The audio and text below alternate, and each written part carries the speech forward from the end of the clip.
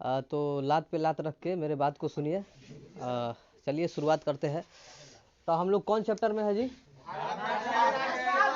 चौथा चैप्टर। इसका भी जो है 2 चैप्टर चलेगा। जैसे हिंद चीन में चला था 2 चैप्टर, उसी तरह इसका भी 2 चैप्टर मतलब 2 भाग चलेगा। हम जानते हैं कि 1600 ईस्वी में जब ईस्ट इंडिया कंपनी बना तो भारत में आया व्यापारिक मुद्दा से, तो आया तो सूरत वगैरह में ये सब जो है कालीकट वगैरह ये सब घूमा, सूरत में जो है अपना व्यापारिक स्थल बनाया।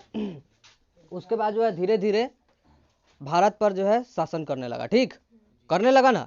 जब करने लगा तो जो 19वीं शताब्दी में, कब 19वीं सदी में भारत में राष्ट्रवाद का उदय होता है। राष्ट्रवाद का उदय का मतलब हम राष्ट्रवाद बताए हैं ना सबको पहले ही, पता है ना।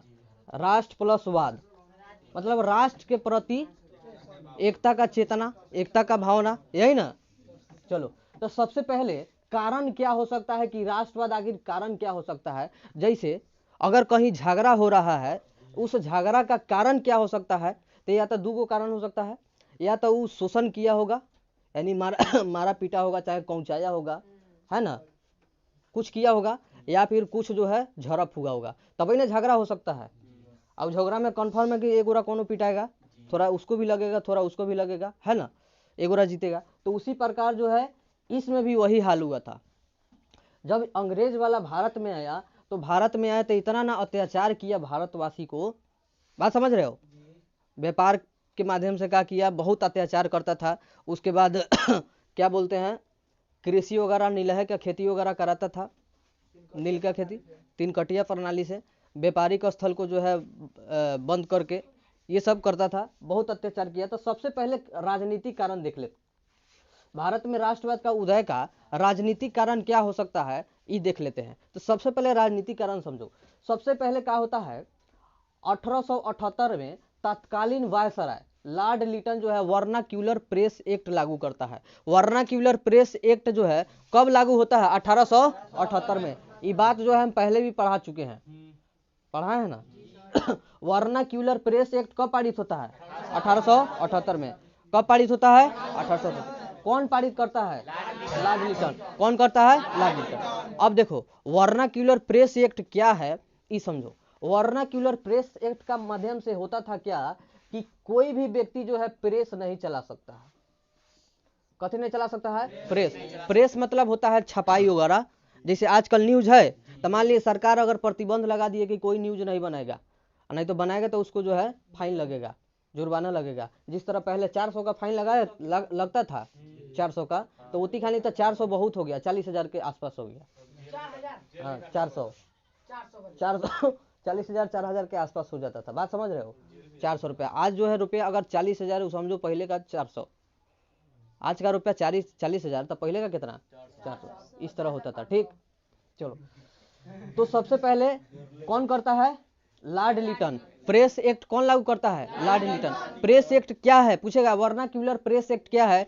तो कहना एक प्रकार का नियम है जो प्रेसों पे प्रतिबंध लगा दिया जाता था। कथी?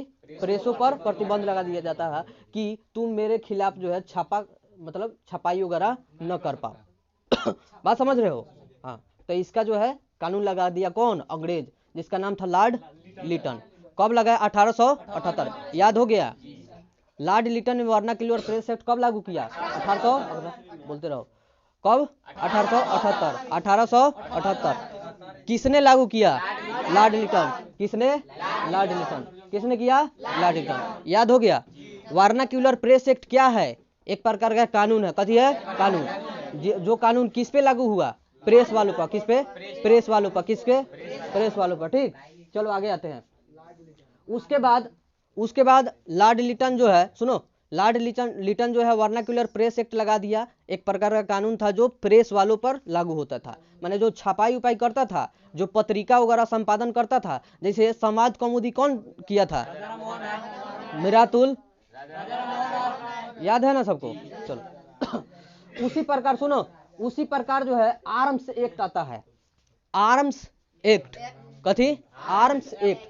आर्म्स एक्ट जब आता है 1889 ईस्वी में आर्म्स एक्ट आता है, तो इसका मेन मकसद क्या था कि जितने भी भारतीय है उसको जो है अस्त्र शस्त्र नहीं रखना है। बात समझ रहे हो? अस्त्र शस्त्र, अस्त्र का मतलब क्या होता है? माने हथियार। और शस्त्र का मतलब कथी होता है? ज्ञान। मतलब तुम्हारा पास ना हथियार रहेगा और ना तुम्हारा पास, जैसे देखो, जैसे मान लिए कि तीर उठा लिए तो कथी? अस्त्र। और वही तीर उठा के मंत्र मार दिए के मतलब कथी? अस्त्र शस्त्र। बात समझ रहे हो? शस्त्र का मतलब ज्ञान, शास्त्र, और अस्त्र मतलब हथियार। तो पहले अस्त्र शस्त्र से ना लड़ाई होता था ना, तो ये बंद कर दिया कौन? आर्म्स एक्ट के द्वारा। कौन? लॉर्ड लिटन। कौन? लॉर्ड लिटन। कब? 1889 में, 79 में, 89 ना है, 89। आर्म्स एक्ट कब लागू हुआ? 1889 में, 1889, 79 की 89 है ना? अच्छा 7-9 लिखे हैं, चलो 79, 1879। इसका मेन कारण क्या था?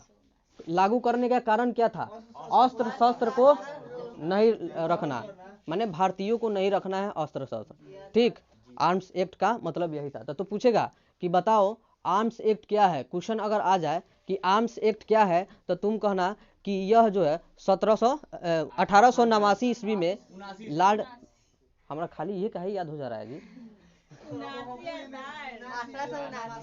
79 कब? 79, 1879 ईस्वी में लॉर्ड लिटन ने क्या किया? लागू किया। और इसका उद्देश्य यह था कि यह जो है भारतीय लोगों को अस्त्र शस्त्र रखने के लिए प्रतिबंध लगा दिया था। कौन?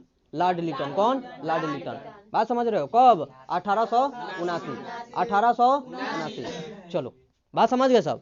तब पूछेगा वर्नाक्यूलर प्रेस एक्ट क्या है, तो बता देगा सब।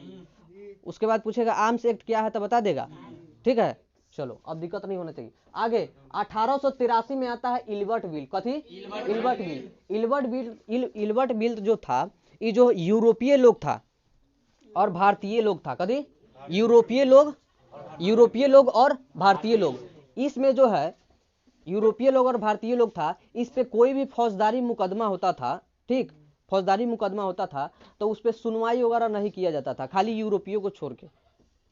बात समझ रहे हो? जैसे मान लीजिए कि यूरोपीय पर कोई मुकदमा होता है तो इस पर सुनवाई कर दिया जाएगा और इसका केस रफा दफा कर दिया जाएगा।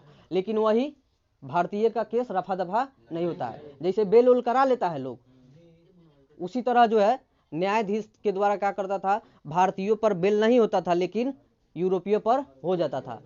ठीक, इसका मतलब 1883 का मतलब इल्बर्ट बिल का मतलब। तो पूछेगा इल्बर्ट बिल क्या है, तो तुम कहना एक प्रकार का जो व्यवस्था था जो यूरोपीय लोगों पर जो लागू होता था कानून, उसको जो है बिल पास कर दिया जाता था, लेकिन भारतीय लोग पर जो कानून लागू होता था उसको पास नहीं किया जाता था।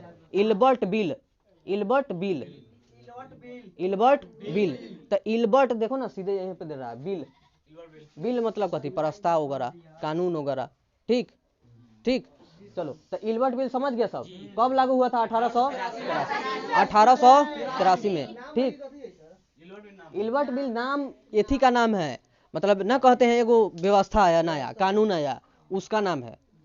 जैसे मान ली कि एक व्यवस्था चलता था, हाँ, इल्बर्ट बिल एक व्यवस्था चलता था, उस व्यवस्था के तहत होता था कि यूरोपीय लोग जैसे ना, देखो समझो, तुम कहीं जा रहे हो, कहीं दुकान में जा रहे हो खरीदने, तो ना होता है कि अपन आदमिया के जल्दी दे देता है, जो खड़ा है ओकरा का देता नहीं है। होता है कि नहीं? इस तरह होता, देखने को मिलता है कि नहीं? इस तरह का होता है। तो वैसा ही भी हुआ था। इस व्यवस्था के तहत यूरोपीय लोग था ना, उसको जो है न्याय मिल जाता था, बेल उल हो जाता था, लेकिन भारतीय लोग को नहीं होता था, बेल नहीं होता था।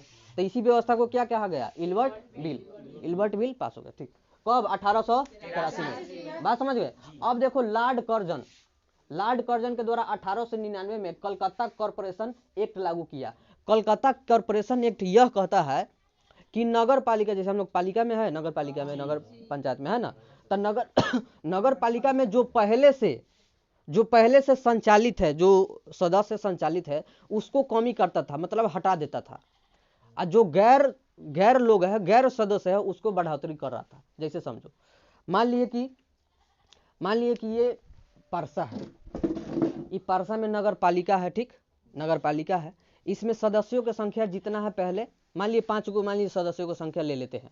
ठीक, जैसे अभी देखो तो 16 गो है कम से कम सदस्य है ना, 16 गो ना है, 16 वार्ड में ना है, 16 गो सदस्य है मान लिए। तो इसमें 16 को सदस्य पहले जो है बिना गैर कानूनी से किया गया था, वोटिंग के द्वारा किया गया था। ठीक, अब जो है क्या होता है, कलकत्ता कॉर्पोरेशन आता है। कथी आता है? कलकत्ता कॉर्पोरेशन 1899 में लॉर्ड कर्जन लाता है। इस नियम के अनुसार होता क्या है कि जो सदस्य बैठा हुआ है, जैसे मान लिया हम लोग का परसा का ही बात कर लो, परसा में 16 को सदस्य है।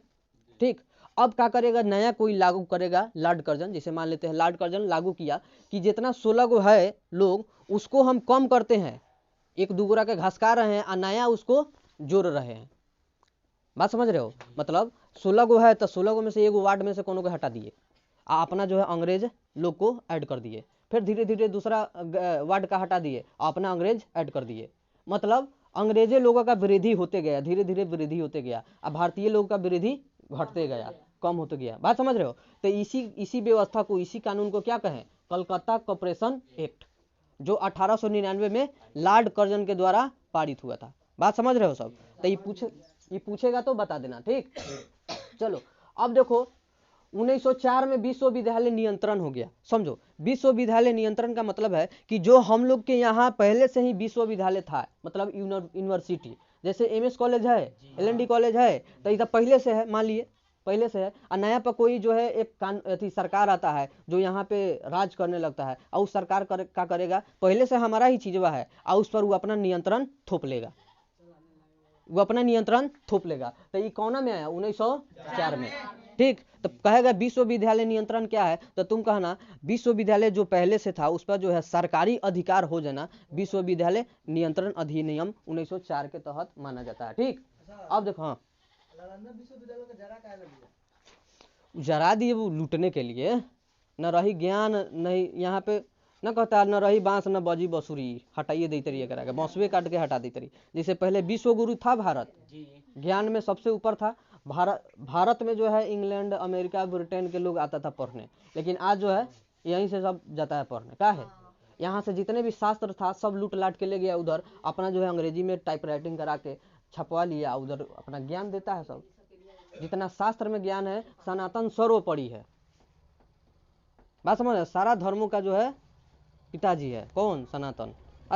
शास्त्र से ही वैज्ञानिक निकलता है। कोनो किताब से देखा है कि आज ले वैज्ञानिक सिद्धांत निकला हो? कोनो धर्म का बात कर रहे हैं, कहीं से भी साइंस नहीं निकलता है। लेकिन अर्थवेद चल जाओ, सामवेद चल जाओ, ऋग्वेद चल जाओ, यजुर्वेद चल जाओ, इस सब से साइंस निकलता है। देखो उल्का पिंड गिरता है हमारे पृथ्वी पर, हम उल्का पिंड गिरा था तभी ना जो है डायनासोर का अंत हुआ था ना।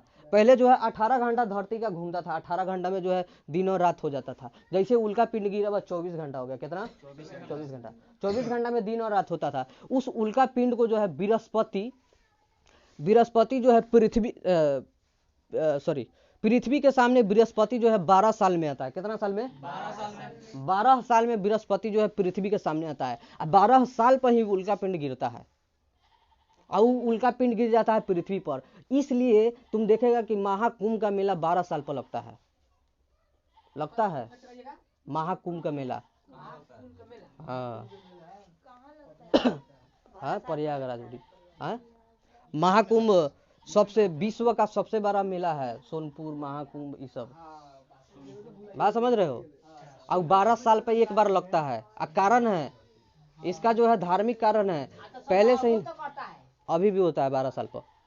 इसका कारण है कि जब उल्का पिंड गिरता है ना, तो इतना ना लोग पृथ्वी के एक साइड हो जाता है, नॉर्थ एरिया में इतना ना लोग होता है कि पृथ्वी थोड़ा हल्का, और जब बृहस्पति सामने सामने आता है तो पृथ्वी के सामने सामने आता था, जो उल्का पिंड पृथ्वी पर गिरने वाला रहता है वो कहाँ गिर जाता है? बृहस्पति ग्रह पर। सबसे बड़ा ग्रह कौन है? बृहस्पति है ना। तो बृहस्पति ग्रह पर गिर जाता है। बात समझ रहे हो? तो हम लोग थोड़ा बच जाते हैं, न तो वही हाल हो जाता। कौन हाल? डायनासोर वाला। ऐसे तो अभी उल्का पिंड वगैरह थोड़ा छोटा मोटा तारा वगैरह टूट के गिरता है तो उसका जो है चुंबकीय शक्ति के कारण समुद्र में उसको गिरा दिया जाता है। मान लीजिए छोटा मोटा ना गिर जाता है, जैसे मान लीजिए कि एक ढेला फेंक रहे हो तो उसमें छोटा मोटा टुकड़ा जरूर नीचे गिरिए जाता है, गिरता है ना। तो उसी प्रकार बड़का अगर कोई उल्का पिंड आ रहा है तो छोटा मोटा अलग टुकड़ा टूट के जो है पृथ्वी पर आ सकता है। तो उसको जो है वैज्ञानिक क्या किया, नियंत्रण करने के लिए क्या बोलते हैं, समुद्र में चुंबकीय शक्ति रख लिया है। जितना भी उल्का पिंड गिरता है कहीं धरती पर नहीं गिरेगा, सब गिरेगा कहाँ, चुंबकीय। धरती पर गिरेगा तो विनाश हो जाएगा। एक बार गिरा नहीं था, मैग्मा निकल रहा था अंदर से। तुम हेतीचा नहीं बुझ रहा है। अगर इसका आकार अगर इतना बड़का है, तुमको देखने में इतना बड़का लग रहा है, तो समझो कम से कम तुम्हारा नहीं होता 1/3 से ज्यादा जो है तुम्हारा ही बड़ा है। पृथ्वी हितीचानी है, हितीचानी समझो। सूर्य के सामने, बृहस्पति के सामने ये बहुत छोटा है। मान लीजिए वो डागरा हो गया, डागरा में राज का दाना। हाँ समझो वही है पृथ्वी, ब्रह्मांड में बहुत छोटा है। सूर्य इतना बड़ा है, इतना बड़ा है। सबसे नजदीकी तारा कौन है? सूर्य। तारा मरकरी थोड़े है, वो तो गड़ा है। सबसे छोटा जो है, सबसे नजदीकी भले नजदीकी तारा कौन है? सूर्य भी एक तारा है। जो तारा हम लोग देखते हैं टिमटिमाता है, वो कथी है? एक प्रकार का सूरज ना है। वो बहुत दूर होता है, इतना ना दूर है कि छोटा छोटा दिखाई देता है हम लोग को। बहुत बड़ा है, बहुत बड़ा है। और सूर्य जो है हमारा नजदीकी तारा है। हाँ इज्जत हो जाता है, ठीक है। नहीं गलती कहाँ समझ रहा है तुम जी? उज्जवल फ्रेश बोल रहा है तू। हाँ ग्रह नहीं, उपग्रह है। उपग्रह इसको इसलिए माना जाता है कि वो सूर्य से अपना रोशनी लेता है और राति का नहीं चमकता है। वो खुद का रोशनी नहीं है, चंद्रमा के पास खुद का रोशनी नहीं है।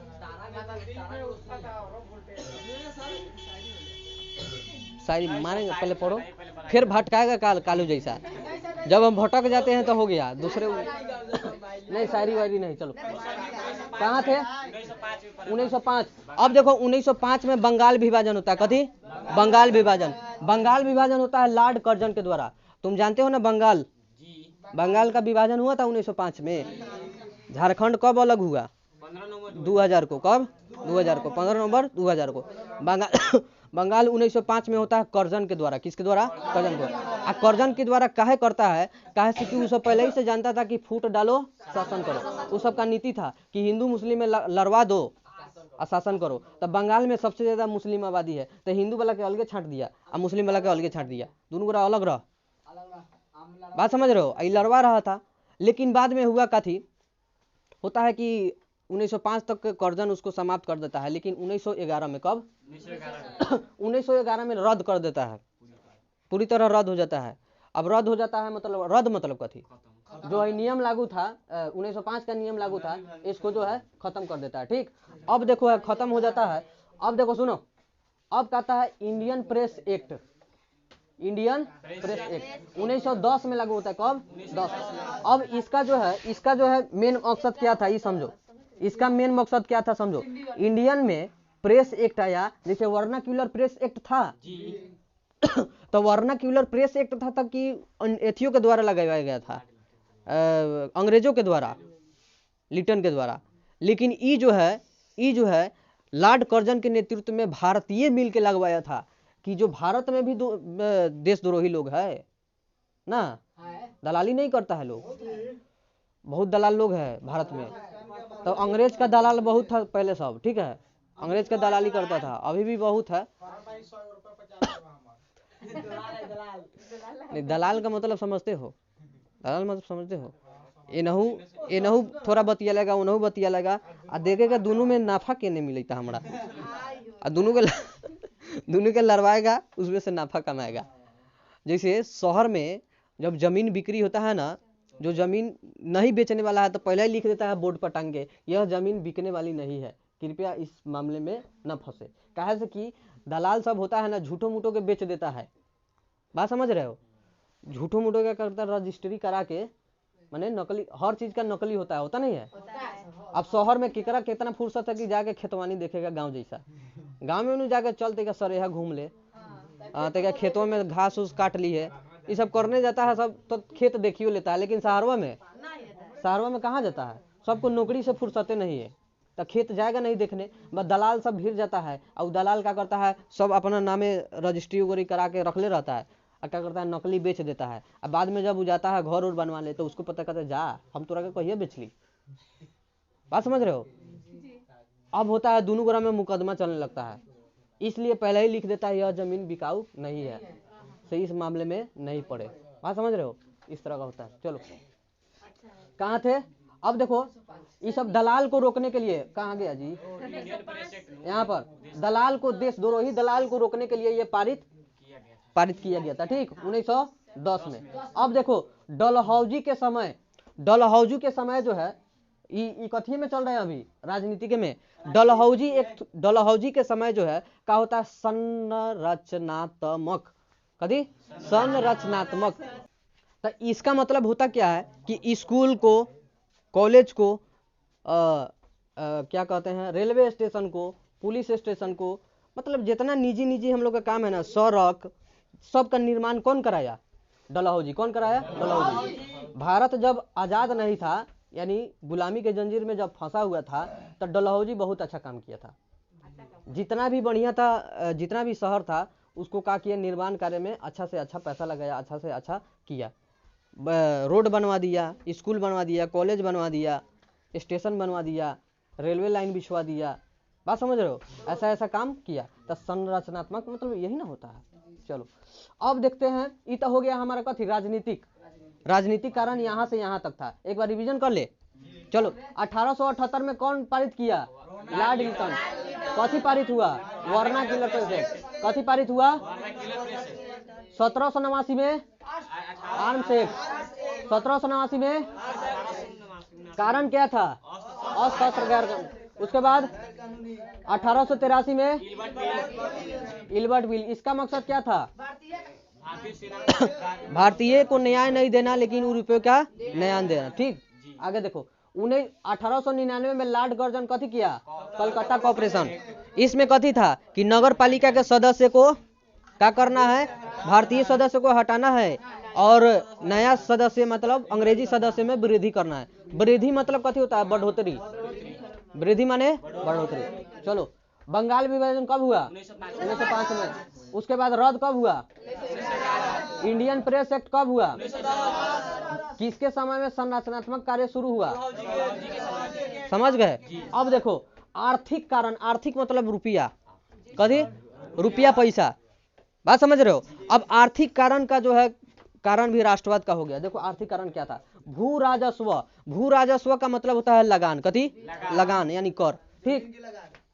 हाँ जरूरी नहीं है कि भू राजस्व जमीने का लगान होगा। अच्छा भू माने जमीन हो गया, ठीक है। मतलब जो जमीन पे तुम उपजा रहे हो ना, जैसे हम लोग अभी कथी कथी का लगान देते हैं, घर का भी लगान देते हैं ना, दुकान का भी देते हैं, किताब का भी देते हैं, एजुकेशन का भी देते हैं, बिजली का भी देते हैं, कोई सामान खरीद रहे हैं उसका भी देते हैं, हर चीज का लगान देते हैं। आई लगान कहिया से शुरू है, शुरू से अंग्रेजों के समय से ही शुरू है ये सब लगान। बात समझ रहे हो। तो वो सब थोड़ा अत्याचार करता था और ज्यादा से ज्यादा लगान लेता था, लेकिन अभी थोड़ा मोड़ा लेता है, ठीक से हम लोग को बुझाता नहीं है, ठीक। चलो नहीं अंग्रेज तो भाग गया। चलो तो इसका मतलब कथी होता है, लगान, कथी, लगान। चलो अंग्रेज से फरिया का एगो बात बोले, फरियाने का मतलब हम तुरा के यही लंग समझा रहे हैं। सुनो, पहले क्रांतिकारी लोग जो है कम में मिलता था, आज जो है, सुनो, आज जो है 10 गो गुंडा अगर कोई लड़की को छेड़ने लगे तो वो में तुम्हारा पूरा मतलब हाल बिगड़ जाएगा। ना ना हम ना जबो, आ कह रहा है लड़ने के बाद कह रहा है। बात समझ रहे हो। मतलब 10 गो आदमी किसी लड़का को मार रहा है चाहे किसी लड़की को मार रहा है तो तुम उसमें बोलने नहीं जा सकते हो, कहीं हमरों पर न चले लगे। जा ही नहीं सकता, गलती भी जान के आजकल का लोग नहीं जाता है ना। तो उसी तरह अंग्रेज भी था। अंग्रेज जब मारता था किसानों को, हजारों की संख्या में लोग था, ना चुप मारा एक थप्पड़ लुबुर लुबुर बोल, पूछने लगेंगे ना तो यही लंग पैंटे में मार देगा, समझ लो। समझा दे रहे हैं, ये से अच्छा है कि चुपचाप रहो। सुनो, सारा पूछ देंगे, समझा दे रहे हैं। सही बात है। चुपचाप सुनो हमारा बात को। जब तुम बातें कर रहा है तो तुमको कथी समझ में आएगा, ये बतियाओ हमको। कुछ नहीं समझ में आएगा। बात समझ रहे हो? हाँ, ध्यान से पढ़ो। हुर हुर हुर हुर हुर हुर अपन कुछ होता है। चलो कहाँ गए? हाँ कथी बोल रहा है सर आज? हाँ तो वही अंग्रेज मतलब होता था कि अगर किसी किसान पे अत्याचार कर रहा था तो किसी को हिम्मत नहीं होता था कि उस पे जाके उस अत्याचार को रोक पाए, ना तो ओकरे पर चलने लगता था। कोरा जानता है ना, कोरा, कोरा से मारता था। तो वही बात हुआ, बात समझ रहे हो? लेकिन ऐसे ऐसे बहुत क्रांतिकारी लोग हुए जो अकेले नहीं मिलकर उसका विरोध किया। तो जब एकता में बल होता है, मालूम है ना, जब सब कोई एक साथ रहेगा तो कन्फर्म है किसी का भी सरकार का तख्ता पलट सकते हो। हाँ जैसे 5 गो अंगुरी रही नू, सही बोला है, 5 गो अंगुरिया रही तो खब खेब, खब खेबा ना, मतलब खाना खेबा ना, आता क्या उहे है से उठावता।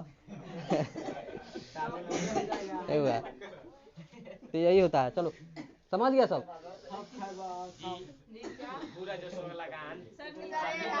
आर्थिक सुनो, अब देखो होता क्या है। आर्थिक तो पहला की लगान था, फर्स्ट में सन्नी लगान था। भूरा जसवा का मतलब कथी?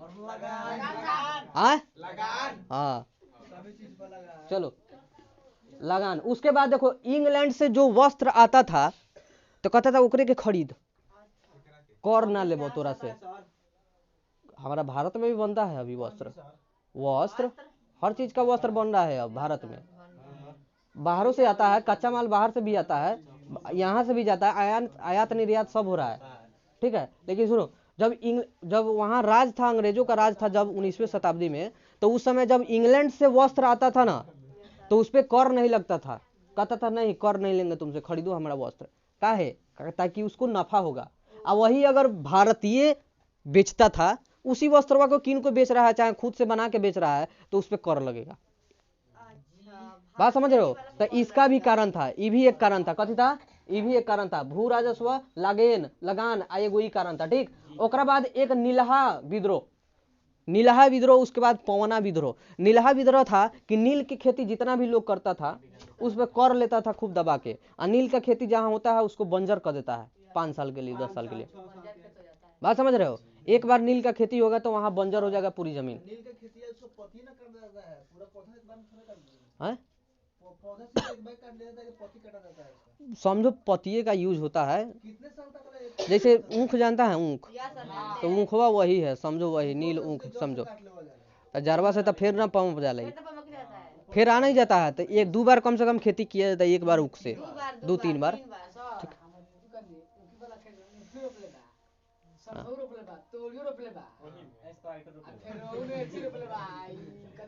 होता है तो हमनी नहीं रोपते हैं। गेहूं में हम लोग सरसों भी रोप देते हैं, तीसी भी रोप देते हैं, ना रोपते हैं, मटर भी थोड़ा रोप देते हैं, केरा वगैरह, तो सब हम लोग नहीं रोपाता। वो छोड़ो ना, अलग बात है।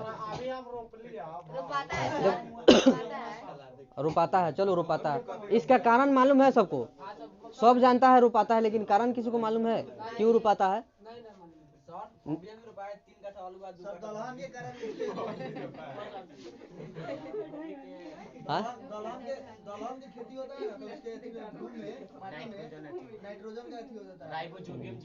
ठीक है, साइंस पढ़ रही था कि ना, ठीक है। चलो अब देखो पवना विद्रोह और नील विद्रोह। 1857 की क्रांति बहुत इंपोर्टेंट है। 1857 की क्रांति बहुत इंपोर्टेंट है, ये सुन लो। यहीं से शुरू हुआ था हर विद्रोह, सारा विद्रोह का जो है जड़ यही है, 1857 की क्रांति। जैसे हम लोग देखे थे यूरोप में राष्ट्रवाद का शुरुआत कथी था, 1789 की क्रांति। यहाँ कथी है, 1857 के विद्रोह, सैनिक विद्रोह से लेके पवना विद्रोह, उसके बाद जो है नील विद्रोह, हर विद्रोह शुरू हो गया यहीं से अंग्रेजों के खिलाफ। बात समझ रहे हो? ये हो गया तुम्हारा कथी, सामाजिक कारण, जब सॉरी आर्थिक कारण। अब देखते हैं सामाजिकरण। सामाजिकरण में हुआ कि जब साउथ अफ्रीका जाते थे लोग तो वहां पे लोग क्या करता था, होटल है तो होटल में तुमको नहीं, भारतीयों को नहीं खाने देता था। कहता तुम गोरा करिया हो, तुम गोरा नहीं हो, तुम भारतीय हो, छुआछूत करता था। महात्मा गांधी के मार लाद के गिरा दिया था ट्रेन से।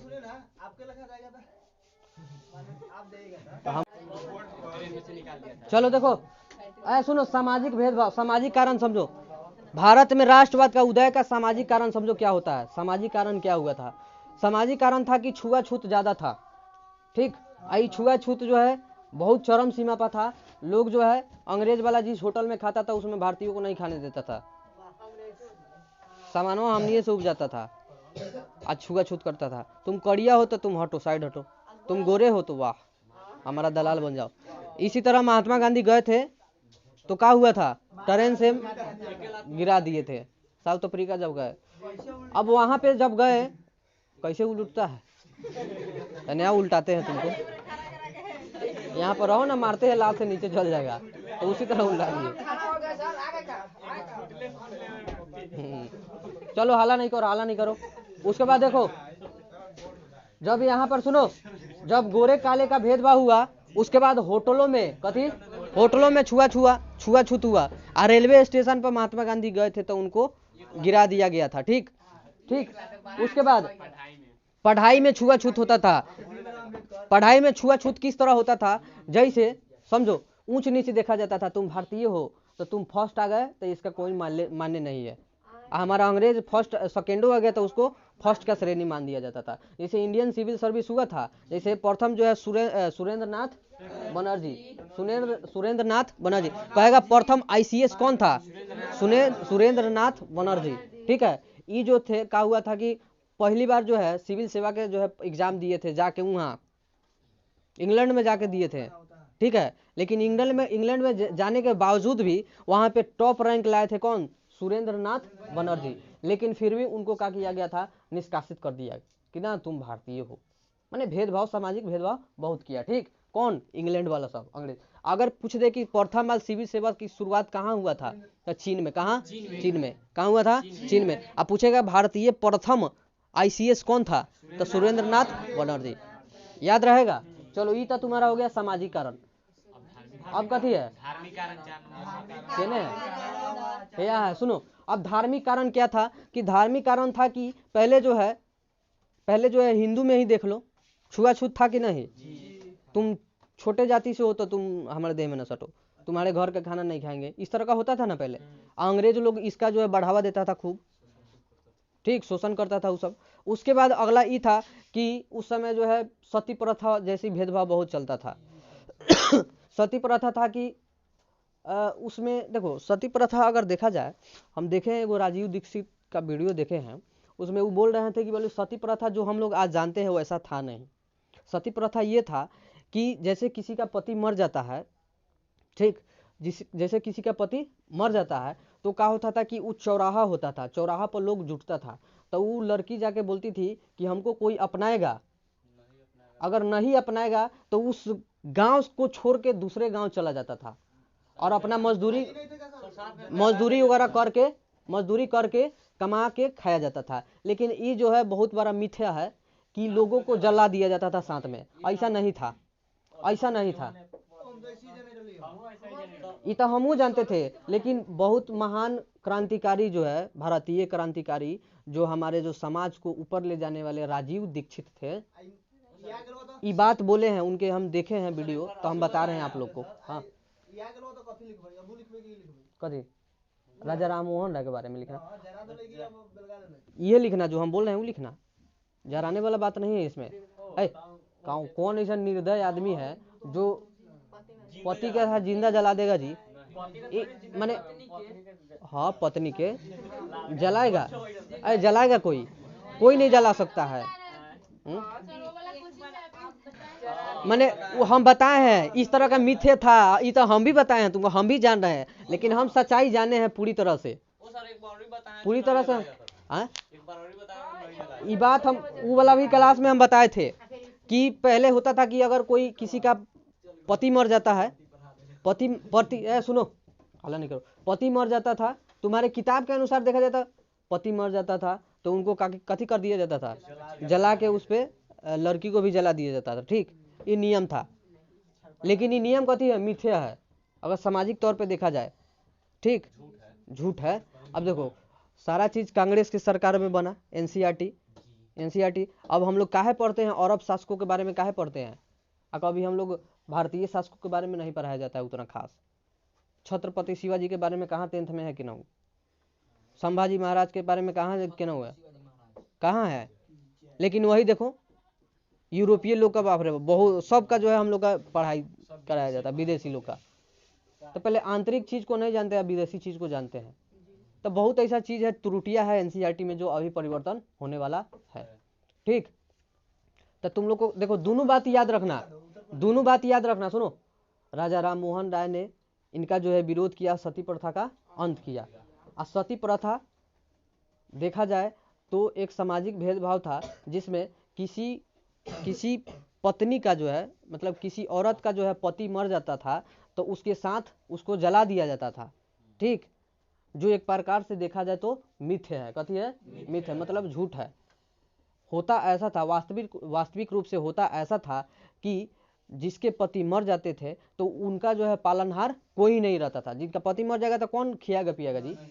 तो उन पालनहार को खोजने के लिए क्या करता था, चौराहे पे जाके ऐलान करता था कि हमको कोई अपना लो। कथी करो? अपना लो। अगर कोई नहीं अपनाता था तो वो दूसरे गांव में चला जाता था और वहां पे अपना जो है जीवन यापन मजदूरी करके करता था, जिसको एक प्रकार से सती प्रथा कहा जाता है। कौन प्रथा? सती प्रथा। बात समझ रहे हो? यही देखा जाए मिला जुला कर। ठीक, जलाने वाला प्रक्रिया हमारे याद से नहीं था, हम भी गहराई से नहीं जान रहे हैं इसलिए हम नहीं बता सकते हैं। जो दो चीज हम जानते हैं वो बता दिए। ठीक, इनका अंत कौन किया था? राजा राम मोहन राय। कौन किया था? तो तुमसे ऑब्जेक्टिव पूछेगा, सब्जेक्टिव नहीं पूछेगा। पूछेगा कि सती प्रथा का अंत कौन किया? तो राजा राम मोहन राय। बात समझ रहे हो? चलो आगे चलते हैं। ये तो हो गया। उसके बाद देवेंद्र नाथ ठाकुर बहुत ऐसे लोग थे जो धार्मिक जो है धार्मिक बढ़ाव दिए। जैसे स्वामी विवेकानंद का ही बात देख लो, जब सम्मेलन हुआ था, धार्मिक सम्मेलन हुआ था कहाँ? विदेश में। तो जब धार्मिक सम्मेलन हुआ था तो उनमें विवेकानंद को बुलाया गया था। किनको? विवेकानंद को बुलाया गया था। और गीता को सबसे नीचे रख दिया गया था, सारी बुक को ऊपर रख दिया गया था। ठीक, नीचा दिखाने के लिए, सनातन को नीचा दिखाने के लिए। तो वो ठहरे कौन? विवेकानंद। विवेकानंद तो पूरा तेज तराक थे, एक बार किताब को देखते थे पूरा याद हो जाता था, मालूम है ना? तो वो बोले कि सारे किताबों का जो है बेस, आधार, जड़ हमारा गीता ही है। अब उसे खिसिया के रे इधर दिमाग लगा दे लो। मतलब जैसे किताब है ना, 10 गो किताब ऊपर रख दिए, अब ऊपर वाला रख दिया कि हमर नाम चली सबसे ज्यादा, कि सबसे ऊपर कौन? हमर किताब। और सबसे नीचे कौन रख दिया? भारतीय किताब का। आई ना सोचा कि विवेकानंद जी है, दिमाग लगा देंगे। तो जाके बोले कथी, सारा ग्रंथों का जो जड़ है, सखा है, जननी है, ये हमारे गीता है। आप समझ रहे हो? गीता है। अब देखो दिमाग लगाता है दूसरा सम्मेलन में क्या दिमाग लगाता है। अब क्या करता है, ई किताब को मतलब गीता को बीच में लगा देता है। बात समझ रहे हो? अब दिमाग लगता है बीच में लगा देता है अंग्रेज साहब। अब बीच में लगा देता है तो इसमें भी दिमाग देते हैं। कथी? विवेकानंद जी कहते हैं कि सारे किताबों का जो है मिश्रण हमारे गीता में ही है।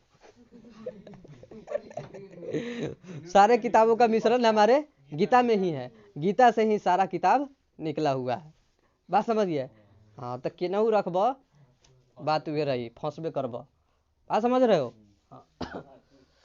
चलो हो गया। तो ये सामाजिक वगैरह। उसके बाद तुम्हारा देख लेते हैं बाहरी के बारे में, मैक्स मुलर।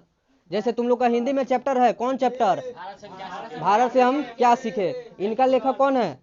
Max Muller. ये जो है जर्मन भाषा, जर्मनी से न थे, जर्मन भाषा में अनुवाद किए थे भारतीय संस्कृति वगैरह का। ठीक, मैक्स मुलर। तो ये भी एक जो है धार्मिक एथी किए। उसके बाद चार्ल्स विलिंगसन थे। उसके बाद लाल पाल बाल समझो क्या हुआ धार्मिक में ही। देखो लाल पाल बाल थे गरम दल के नेता। कथी? गरम दल के। और महात्मा गांधी थे ठंडा दल के नेता। कथी? ठंडा। तो हम जानते हैं कि 1885 में कांग्रेस की स्थापना हुआ। कथी? कांग्रेस की स्थापना हुआ। और 1916 में जब ये बटा था, 1916 में बटा था। कथी बटा था? कांग्रेस पार्टी 2 चरण में बट गया। एक चरण था गरम दल का, एक चरण था नरम दल का। तो नरम दल थे कौन? महात्मा गांधी। और गरम दल लाल पाल बाल, यानी लाला लाजपत राय, बाल गंगाधर तिलक, उसके बाद बिपिन चंद्र पाल। ठीक है, लाल बाल। ठीक, उसके बाद सुखदेव, राजगुरु, ये लोग, भगत सिंह, ये तभी गर्मे दल के नेता थे। गरम दल मतलब कथी? तुरंत वार करो। बात चलो ये तो हो गया। अब कांग्रेस पार्टी का जो है स्थापना। अब देखो 5वां कारण क्या था कि फर्स्ट वर्ल्ड वार, सुनो, पहलका विश्व युद्ध, पहलका विश्व युद्ध में हुआ क्या था, सुनो। पहलका विश्व युद्ध जब 1914 में चालू हुआ ना, 1914 में जब चालू हुआ तो जितने भी भारतीय लोग थे वो भारतीय लोग को जबरदस्ती सेना में भर्ती करा दिया जाता था, चलो सेना में चलो, और सेना में भर्ती करा के आगे मुख्य सिरा पर उसको ठहरा करा दिया जाता था। जैसे उधर से लड़ने वाला है ना, जैसे दो राष्ट्र में हुआ था, एक मित्र राष्ट्र एक केंद्र राष्ट्र, एक मित्र राष्ट्र एक केंद्र राष्ट्र, दो राष्ट्र में हुआ था युद्ध, हुआ था ना, प्रथम विश्व युद्ध, द्वितीय विश्व युद्ध। तो प्रथम विश्व युद्ध में जितने भी सेना था, भारतीय सेना को कहाँ आगे लगा दिया जाता था, ताकि आगे वाला मरेगा, गोली पहले आगे वाला को ना लगेगा, तो आगे वाला को लगा दिया था। पहले का कारण ये था, बात समझ रहे हो, पहले का कारण ये था, ठीक है। इसमें मित्र राष्ट्र में कौन आता था, फ्रांस, ब्रिटेन और रूस, फ्रांस, ब्रिटेन और रूस। और केंद्रीय शक्ति में कौन आता था, जर्मन, ऑस्ट्रिया, हंगरी, उसके बाद कथी, इटली, बात समझ रहे हो। चलो उसके बाद ये तो हो गया फर्स्ट वर्ल्ड वार का कारण। अगला, इस फर्स्ट वर्ल्ड वार हुआ तो इसका घटनाक्रम बहुत हुआ, मतलब भारत में भी बहुत ऐसा नियम कानून लगा, इसी को देखा देखी कि इस तरह का कार्य कर रहा है अंग्रेज वाला, जबरदस्ती लेके जा रहा है कहाँ, युद्ध में लड़ाने के लिए, इसका कोई नियम कानून होना चाहिए ना। तो उस समय एनी बेसेंट, कौन, एनी बेसेंट और तिलक होम रूल लीग का स्थापना किए। कथी का स्थापना, होम रूल लीग। अब कहाँ से अथी हुए, क्या बोलते हैं, प्रेरित हुए आयरलैंड से, कहाँ से, आयरलैंड से प्रेरित हुए, आयरलैंड से, कि आयरलैंड जो है अपना देश को बचाने के लिए विभिन्न विभिन्न प्रकार के कानून का जो है उद्घाटन करता है, स्थापित करता है। विश्व युद्ध जब हुआ था तो वहाँ से क्या किया, वहाँ का जो देश था वो अपना जो है समझौता खुद कर लिया कि हम ये सब लड़ाई वगैरह में नहीं फंसने वाले हैं। तब भारतीयों को क्यों फंसाया जा रहा है, तो ये जो है एनी बेसेंट का किए और तिलक मेहता वगैरह ये सब का किए, होम रूल लीग की स्थापना किए। कहेगा कि होम रूल लीग की स्थापना कौन किया, एनी बेसेंट। कौन किया, एनी बेसेंट। कौन किया, एनी बेसेंट। अब देखो, अब उसके बाद होता है गदर पार्टी की स्थापना, ये बहुत इंपॉर्टेंट है। कहेगा गदर पार्टी की स्थापना कौन किया, लाला हरदयाल, 1913 में, 1913 में जब गदर पार्टी की स्थापना होता है तो वो तीय खानी कांग्रेस का विभाजन होता है दो भाग में, एक जो है नरम दल और एक गरम दल। तो कहेगा कांग्रेस पार्टी का विभाजन दो भागों में कब हुआ, तो 1916 में, 1916 में, एक नरम दल एक गरम दल। कहेगा गरम दल के नेता का नाम बताओ, लालपाल बाल। नरम दल के नेता का नाम बताओ, महात्मा गांधी। समझ गए, यहाँ तक हो गया। अब देखो होता क्या है, सुनो, 1916 में लखनऊ समझौता होता है। कथी समझौता, लखनऊ समझौता, इसी के लेकर होता है, महात्मा गांधी नेतृत्व करते हैं। अब कौन है जी, रॉलेट एक्ट, समझो। अब होता क्या है समझो, रॉलेट एक्ट होता है कि रॉलेट एक्ट प्रकार का कानून है, कथी कानून, जो उस सिडनी के द्वारा लागू किया गया था। किसके द्वारा, सिडनी। रॉलेट एक्ट किसके द्वारा, सर सिडनी के द्वारा लागू किया गया था। किसके द्वारा, सर सिडनी। ये जो है लागू करवाया था लॉर्ड चेम्सफोर्ड। कौन कराया था, लॉर्ड चेम्सफोर्ड। इसलिए कराया था कि वहां का जो है वायसराय वगैरह हुआ करता था, ये न्यायाधीश था। कौन, न्यायाधीश था, ये वायसराय था। लॉर्ड चेम्सफोर्ड जो है कथी था, वायसराय, आई कथी था, न्यायाधीश था, ठीक। और ये लागू करवाता है, चेम्सफोर्ड जो है लागू करवाता है सिडनी को कह के कि आप वहाँ पे एक कानून लागू कीजिए, क्योंकि वहाँ के लोग जो है हम लोग के प्रति बहुत जो है मतलब योजना बना रहा है विरोध करने का, ठीक। तो इसी का करता है 1919 में रॉलेट एक्ट का जो है लागू होता है। और रॉलेट एक्ट क्या कहता है कि रॉलेट एक्ट के अनुसार जो भी व्यक्ति आपस में कहीं बतिया रहा है, 2 से 3 या 4 जितना हो बतिया रहा है, तो क्या करेगा, निसंदेह, मतलब किसी पर संदेह हुआ जेल में, मतलब संदेह हुआ उसको क्या किया, जेल में डाल देता था, ठीक। जिसको महात्मा गांधी कहे काला कानून। कौन कानून, काला कानून। बात समझ रहे हो, काला कानून। कहेगा रॉलेट एक्ट को काला कानून कौन कहा, महात्मा गांधी। कौन कहा, महात्मा गांधी। अब देखो होता क्या है, इसी रॉलेट एक्ट में जो है क्या होता है, 21 मार्च 1919 को केंद्रीय विधान परिषद का गठन होता है। कभी केंद्रीय विधान परिषद का गठन होता है। उसी के बाद जो है 13 तारीख को एक घटना घट जाता है, जालियांवाला बाग हत्याकांड। कौन, जालियांवाला। कहेगा जालियांवाला बाग हत्याकांड कब हुआ, 13 अप्रैल 1919। 13 अप्रैल 1919। देखो हुआ कहाँ था, अमृत, पंजाब एक राज्य है, वहाँ का एक अमृतसर क्षेत्र था, उसी क्षेत्र के जालियावाला बाग एक जगह था। उस जालियावाला बाग में हर रोज जो है 13-14 को बैसाखी मेला लगता था। कभी बैसाखी मेला लगता था। अब फर्स्ट दिन का हुआ कि वहाँ लोग इतना ना जनसंख्या में पहुंच गया, योजना वगैरह बैठा रहा था सब, तोले एक व्यक्ति था, जिस व्यक्ति का कथी नाम था, जो जाके बोल दिया राजहंस। कथी नाम था? राजहंस। राजहंस नाम का व्यक्ति का किया, जाके जनरल ओडायर को कह दिया कि वहां पे जो है सभा बैठा हुआ है। ठीक, अब जनरल ओडायर आता है और क्या करता है, गोलियों से लोगों को भून देता है, माने भुनवा देता है, आदेश दे देता है, भुनवा देता है, तो मतलब वही ना भुनवाया। ठीक, अब मान लिए कि हम कहें तुम लोग दोनों मारा पीटी कर लो, तो मारा पीटी करवाने वाला कौन? हम ही है ना। मारा पीटी नहीं कर, माने करिए लगला, बड़ी कमीना है रे। चलो उसी तरह आप कहाँ आते हैं, जलियावाला। तो सबसे पहले सुनो, 9 अप्रैल को तो क्या हुआ कि किचलू और डॉक्टर सत्यपाल को गिरफ्तार कर लिया गया। गिरफ्तार हुआ तो जब सभा, हाँ, किचलू और डॉक्टर सत्यपाल को 9 अप्रैल को गिरफ्तार कर लिया। अब क्या हुआ कि 13-14 को एथी होता था, बैसाखी मेला लगा, तो उसमें क्या हुआ, योजना बैठाया जा रहा था कि इस तरह का कानून नहीं होना चाहिए, ये हो वो हो। तो ले राजहंस जाके जनरल ओडायर को कह दिया। कौन कहा? राजहंस। किसको कहा? General O'Dwyer. जनरल ओडायर को जाके कह दिया। बस जनरल ओडायर आया और यहाँ पर जो रास्ता पर यहाँ पर टैंक वगैरह लगा के सैनिक घुसा दिया। यहाँ पे जो है कुआं था, इतना ना गोली चला के कुआं में लोग आके कूद गया, फिर भी उसमें कुआं में मारा सब लोग को। ठीक, अब बहुत जो है घटना, मतलब दयनीय घटना, बहुत जो है मतलब क्या बोले, निरंकुश की तरह मारा था। ठीक, बात समझ रहे हो? अब इतना ना हुआ कि इसमें जो है ये घटना के कारण महात्मा गांधी कैसर ए हिंद की उपाधि त्याग दिए, रविंद्रनाथ टैगोर नाइट की उपाधि त्याग दिए। पूछेगा, क्वेश्चन पूछेगा, इसमें से नहीं हो तो कम से कम 2 या 1 जरूर आता है, जालियावाला में से आएगा भी तो 3 गो कर रही है।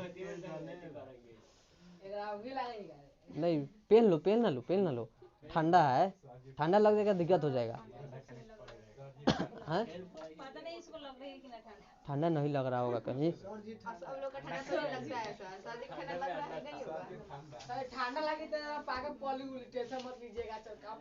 अभी ठंडा का बिक्री मंदा है, अभी गर्मी आने ना, तो गर्मी आने तो चलो समझो। हला नहीं करो, बकवास नहीं, थोड़ा क्लास जल्दी खींचना है, 2 भाग में ना चलना है। चलो अब शॉर्टकट थोड़े खींचेंगे। अब जो सरकारी यहाँ से नहीं मारते हम, थोड़ा प्राइवेटली चलना चाहिए, ठीक है बड़ी। चलो अब होता क्या है, सुनो, जालियावाला बाग हत्याकांड जो हो गया, सुनो, 9 तारीख को सत्यपाल और किचलू को कहेगा, 9 तारीख को सत्यपाल और किचलू को गिरफ्तार कर लिया। 9 अप्रैल को जब गिरफ्तार हुआ तो 13 तारीख को क्या हुआ था, जालियावाला बाग में एक सभा बैठा, जिस सभा का जो है उद्घाटन हो रहा था, तभी क्या किया, राजहंस जाके बोल दिया। जब राजहंस बोल दिया तो बहुत जो है वायसराय आके क्या बोलते हैं, डीएम था, डिस्ट्रिक्ट मजिस्ट्रेट था, कहेगा कि जनरल ओडायर क्या था, तो कहना डिस्ट्रिक्ट मजिस्ट्रेट, यानी देखा जाए तो डीएम था एक प्रकार। वो आके क्या करता है, गोली चलवा देता है। अब गोली चलवाता है तो अफरा तफरी सब तरफ मच जाता है, तो अफरा तफरी मच जाता है, तो वहां पे मार्शल लॉ लागू होता है। कौन लॉ? मार्शल लॉ लागू होता है। मार्शल लॉ का मतलब होता है जब सरकार की व्यवस्था को, जब सरकार की सत्ता को जब सैनिक चलाने लगता है तो उसी को मार्शल लॉ कहते हैं। बात समझ रहे हो? उस मार्शल लॉ से क्या करता है, जालियावाला बाग हत्याकांड का जो अफरा तफरी मचा था उसको बंद कराया जाता है। उसके बाद जो है जालियावाला बाग हत्याकांड के कारण कैसर ए हिंद के महात्मा गांधी और नाइट की उपाधि रविंद्रनाथ टैगोर त्याग देता है। ठीक, खिसिया के। अब देखो होता क्या है, ये तो ये हो गया। अब खिलाफत आंदोलन, खिलाफत होता क्या है, जैसे अभी फिलहाल हुआ था युद्ध इजराइल और फिलिस्तीन में हुआ था, तब भारत के मुसलमान सपोर्ट किया था कि नहीं फिलिस्तीन के? वो कारनामा हुआ था 1920 में। बात समझ रहे हो? ये कारनामा 1920 में हुआ था, जब मित्र राष्ट्र और केंद्रीय शक्ति के बीच युद्ध हुआ था। तो वहां पे क्या हुआ था, ब्रिटेन वाला जीत गया था और तुर्की हार गया था। तो तुर्की के खलीफा को हटा दिया था। कौन? ब्रिटेन वाला तुर्की के खलीफा को हटा दिया। तो क्या किया, भारतीय मुसलमान लोग 1920 में खिलाफत आंदोलन करा दिया। तुर्की के खिलाफ। किसके खिलाफ? तुर्की के खिलाफ। बात समझ रहे हो? इसलिए कराया, हाँ मुसलमान साहब, इसलिए कराया कि जो तुर्की का शासक है उसको ऑटोमन साम्राज्य कहा जाता था।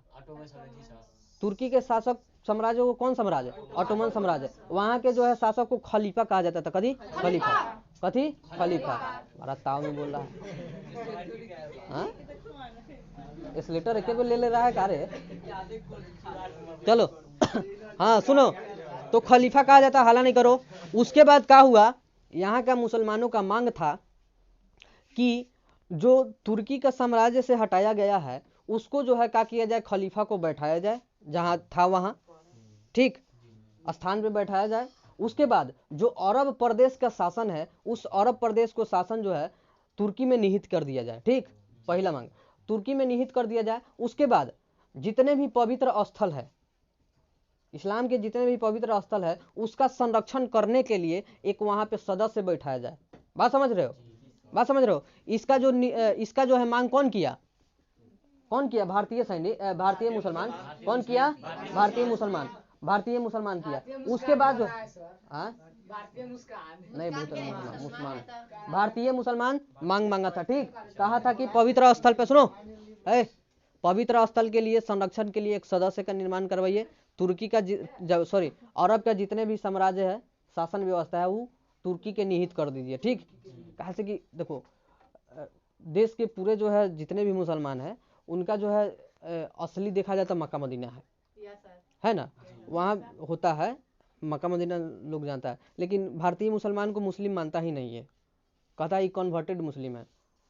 बात समझ रहे हो? अभी फिलहाल जो स्मृति ईरानी गई थी वहाँ पे, साड़ी पहन के चल गई थी, साड़ी पहन के गेलो में जायज नहीं है, नहीं ना जी, अलाउ नहीं है। हिंदू को तो जाना अलाउ नहीं है।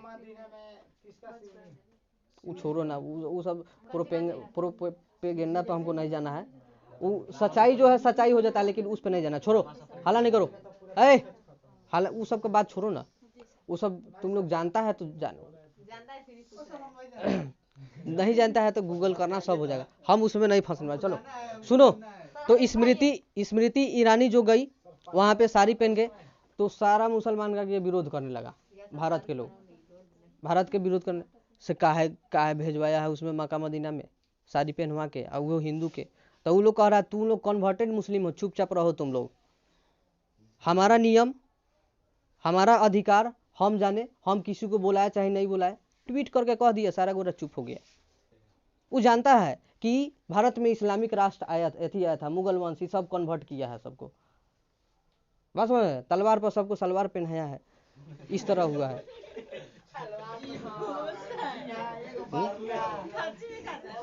बात रियलिटी है। तुम लोग 12th में जाओ ना, तुम लोग को अरब शासन और तुर्क शासन के बारे में पढ़ने को मिल जाएगा।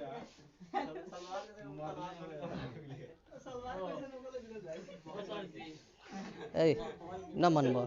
चलो अब आते हैं, अब कहाँ आते हैं? ये हो गया खिलाफत ऑटोमन साम्राज्य हो गया, ये हो गया। हाँ चलो, अब देखो होता क्या है, सुनो। कलकत्ता अधिवेशन होता है 1920 में, सितंबर में। कथी? सितंबर में।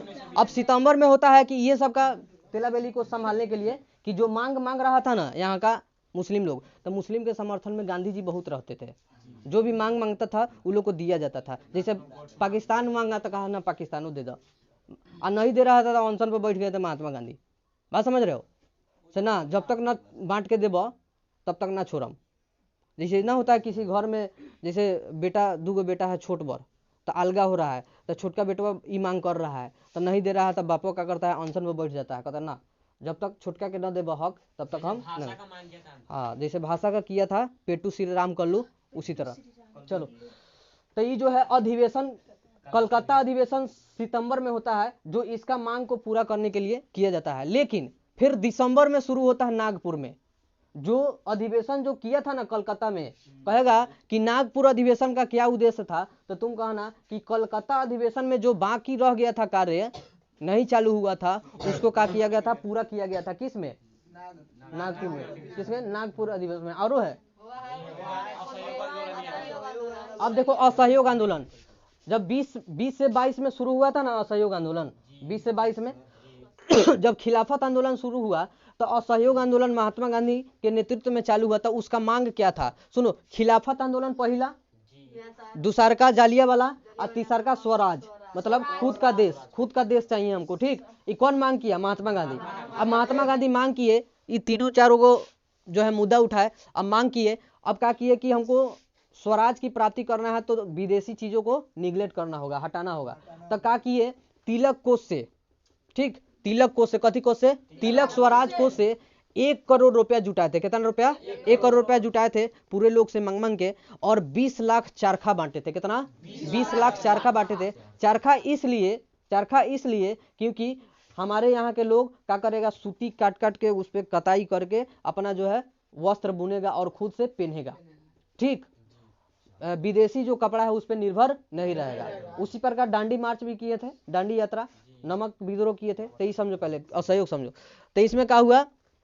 विरोध किए, 1 करोड़ रुपया बना के 20 लाख जो है चरखा बांटे थे। ठीक, चरखा बांटे, हाँ 1 लाख, 1 करोड़ रुपया जो है जमा किए तिलक स्वराज कोष से। उसके बाद 20 लाख जो है चरखा बांटे थे। ठीक, अब जो है क्या किए? इतना हो गया कि हमारा वस्त्र वगैरह के लिए हो गया, अब पढ़ाई शिक्षा वगैरह के लिए। अब क्या किए?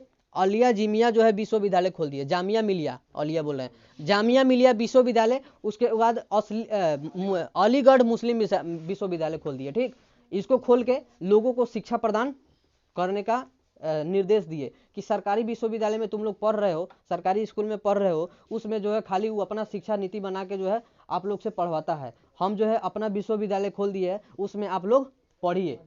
ठीक, तो सबसे पहला जो है विश्वविद्यालय जामिया मिलिया विश्वविद्यालय खोला गया महात्मा गांधी के द्वारा। ठीक, उसके बाद जो है अलीगढ़ मुस्लिम विद्यालय खोला गया महात्मा गांधी के द्वारा, ताकि भारतीय शिक्षा प्रदान करे। और उस समय ज्यादा फेवर में चलते थे किसके? मुसलमानों के। कहे कि मुसलमान सब थोड़ा जल्दी भड़क जाता था, ठीक है, कुछ चीज का मांग कर देता था, तो महात्मा गांधी मिला जुला के चलते थे कि नहीं, इन लोग के साथ में चलना है। ठीक, अब साथ में देखो तो सब दोनों मुस्लिम के नाम पर बनाया गया है ना, जामिया मिलिया, उसके बाद अलीगढ़ बनाया गया है कि नहीं, ताकि सब शांत रहे, एक साथ मिल के रहे। बात समझ रहे हो? काहे कि जब हिंदू मुस्लिम साथ रहेगा तब वही अंग्रेज को बाहर जा सकता है, उसको बाहर हटाया जा सकता है। चलो, अब हुआ का, अब देखो मोतीलाल नेहरू, चित्तरंजन दास, वो क्या किए? बैरिस्टर के पढ़ाई किए थे, वकालत करते थे। ठीक, अंग्रेजों का वकालत करते थे, वकील जिसको कहते हैं, वकालत करते थे, उसको भी छोड़ दिए। बात समझ रहे हो? उसको छोड़ दिए, तभी चल रहा था बहुत अच्छा से असहयोग आंदोलन चल रहा था। असहयोग का मतलब हुआ कि हमको अंग्रेज का सहयोग नहीं चाहिए, हमको खाली भारतीयों को सहयोग चाहिए। और उसमें 3 गो मुद्दा था, जालियावाला बाग हत्याकांड, और उसके बाद खिलाफत आंदोलन, उसके बाद स्वराज मतलब खुद का देश। ये जो है तब तक का हुआ 5 फरवरी 1922 ईस्वी को। कब? 5 फरवरी 1922 ईस्वी को चौरी चौरा हत्याकांड हो जाता है। चौरी चौरा हत्याकांड होता है कि उसमें लोग का हुआ काला जाएगा, अभी डिस्टर्ब नहीं हो रहा है? चलो, तो 5 फरवरी 1922 को ईस्वी को क्या होता है कि चौरी चौरा हत्याकांड होता है। कहाँ? उत्तर प्रदेश के गोरखपुर में।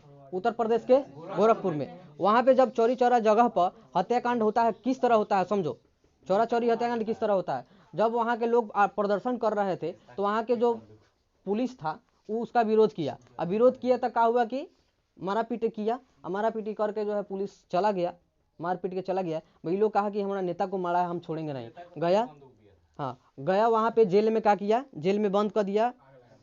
21 गो पुलिस को मार दिया। एगो था उसमें मेन मुख्य पुलिस कौन था? 21 गो पुलिस कर्मी था, एगो था वहां का मेन प्रमुख था। ठीक, दोनों मिला के कथी 22। ये दोनों गोरा को क्या किया? तेल छिड़क के उसमें जला दिया। ठीक, जिसका नाम पड़ गया चौरी चौरा हत्याकांड। पूछेगा चौरी चौरा हत्याकांड कब हुआ? 5 फरवरी 1922। 5 फरवरी 1922। कितने पुलिसों का मौत हुआ? 22। उसमें से एक पुलिस कथी था? प्रमुख। बात समझ गए? ये तुम्हारा यहाँ तक समाप्त होता है। इसके बाद ये भी हुआ, सुनो थोड़ा सा और। असहयोग आंदोलन महात्मा गांधी चला रहे थे। अब वो निर्णय लिए कथी कि ना अब इसको बंद करना जरूरी है। कहा से कांड हो गया। अब कांड हो गया, अब क्या कि महात्मा गांधी को पकड़ लिए, सारा बुढ़ऊ के काम है, इसको पकड़ के जेल में डालते हैं। 6 साल के लिए जेल में डाले थे महात्मा गांधी को। कितना?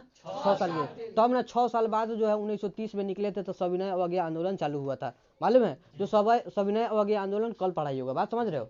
चलो ठीक है।